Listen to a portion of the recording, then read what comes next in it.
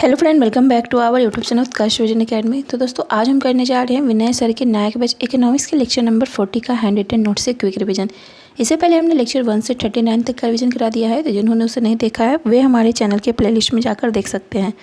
तो आइए आज की क्लास को शुरू करते हैं। आज का हमारा टॉपिक है वित्तीय बाजार, पूंजी बाजार तथा मुद्रा बाजार के बारे में। तो बात करते हैं प्रमुख बिंदु के बारे में। तो भारत की जीडीपी की बात करते हैं। तो भारत की जीडीपी जो है लगभग $4 ट्रिलियन है, लेकिन जीडीपी के टारगेट की बात करते हैं तो 2030 तक जो है इसे $60 ट्रिलियन ले जाने का लक्ष्य रखा गया है तथा 2024 से 25 में इसका टारगेट रखा गया है $5 ट्रिलियन का। नेक्स्ट हम बात करते हैं जीडीपी में रैंक के बारे में। यानी जीडीपी रैंक में जो है सबसे पहला स्थान वाला देश जो है यूएसए है, यानी संयुक्त राज्य अमेरिका है। दूसरे पे चाइना, तीसरे पे जर्मनी, चौथे पे जापान, पांचवा इंडिया और छठा है ब्रिटेन। नेक्स्ट हम बात करते हैं जीएसडीपी यानी कि राज्य के बारे में सबसे पहले स्थान पर कौन है। तो राज्य के बारे में सबसे पहले स्थान पे जो है महाराष्ट्र है।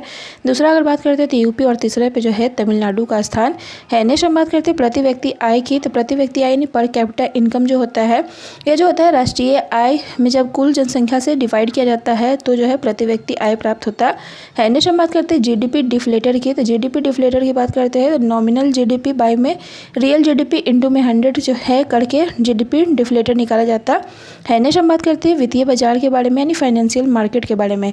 तो जहाँ जो है वित्त का लेन देन होता है उसे ही हम लोग जो है वित्तीय बाजार कहते हैं।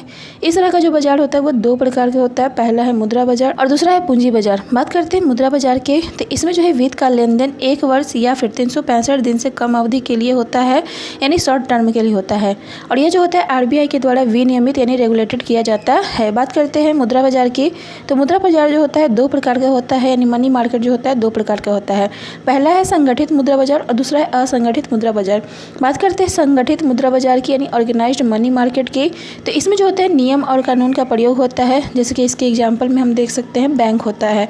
नेक्स्ट हम बात करते हैं असंगठित मुद्रा बाजार की। तो यह जो होता है अनऑर्गेनाइज्ड मनी मार्केट होता है, जिसमें नियम और कानून का पालन नहीं करना होता है, और इसका एग्जाम्पल में देख सकते हैं तो सेठ और साहूकार आता है। नेक्स्ट हम बात करते हैं मुद्रा बाजार के उपकरण यानी टूल्स ऑफ मनी मार्केट।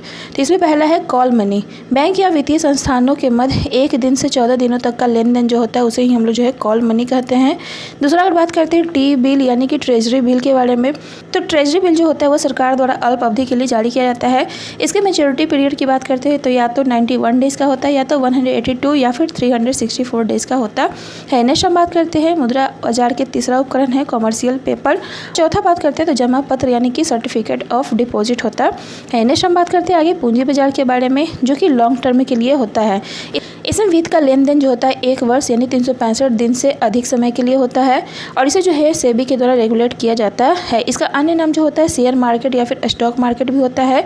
इसके 2 प्रकार होते हैं, प्राथमिक पूंजी बाजार और द्वितीयक पूंजी बाजार। तो आज के लिए बस इतना ही। मिलते हैं नेक्स्ट लेक्चर के रिवीजन में, तब तक के लिए बाय बाय।